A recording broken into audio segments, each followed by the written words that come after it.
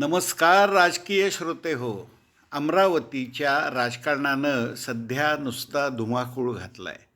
तेथील आमदार रवी राणा यांची स्वतःची युवा स्वाभिमानी पार्टी आहे. त्यांची पत्नी नवनीत राणा या भारतीय जनता पार्टीच्या नेत्या आहेत. त्यांनी आत्ता लोकसभा निवडणूक पण भाजपाकडून लढवली होती. त्यापूर्वी आमदार होत्या बरं का. तर तिथं काय झालं आहे, महानगरपालिकेच्या निवडणुकीत युती करण्यावरनं त्यांच्या चर्चा झाली. भाजपाने त्यांना 6 जागा सोडल्या. प्रत्यक्षात त्यांनी 35 जागा लढवल्या. आता या सर्व प्रकारात नवनीत राणा यांची मात्र गोची झाली होती. पण त्यांनी भाजपाचं नेतृत्व झुगारून रवी राणा यांच्या पक्षाचा प्रचार केला. पुन्हा व्हायचा तो गोंधळ झाला आहे. नवनीत राणा यांची पक्षातून हकालपट्टी करा म्हणून आता तेथील भाजपानं जोरदार मागणी केली आहे किंवा तशी वरिष्ठांना पत्रही दिली आहेत. पाहूया आता काय होतं ते.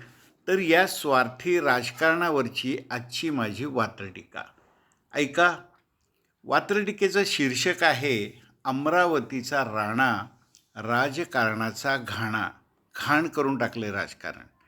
अमरावतीचा राणा राजकारणाचा घाणा. विश्वासघाताचं खरं रूप अमरावतीनं दाखवलं. विश्वासघाताचं खरं रूप अमरावतीनं दाखवलं. भल्या भल्या नेत्यांना राणा दाम्पत्यानं वाकवलं.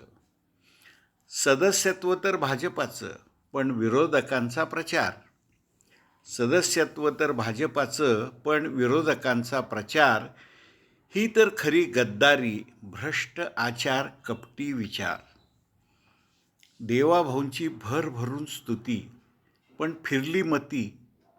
देवाभाऊंची भरभरून स्तुती पण फिरली मती. विरोधी प्रचाराला गती, गद्दारांची निधडी छाती. कमळाचा मुखवटा घालायचा, साधायची प्रगती. कमळाचा मुखवटा घालायचा, साधायची प्रगती. आता जप करा, धन्य ती पत्नी आणि धन्य तो पती. गद्दारी विश्वासघाताला सध्या चांगले दिवस आलेत.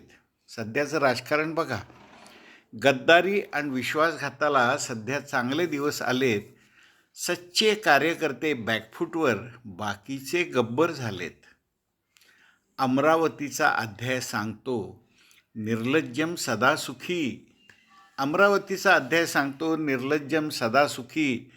ओळखत नाही पण देवाभाऊ प्रत्येकाच्या मुखी. तर मंडळी, ही होती आजची वात्रटिका. नक्की आवडली असणार. नेहमीप्रमाणे लाईक करा, मित्रांना ग्रुप्सवर शेअर करा आणि सबस्क्राईब करायला सांगा.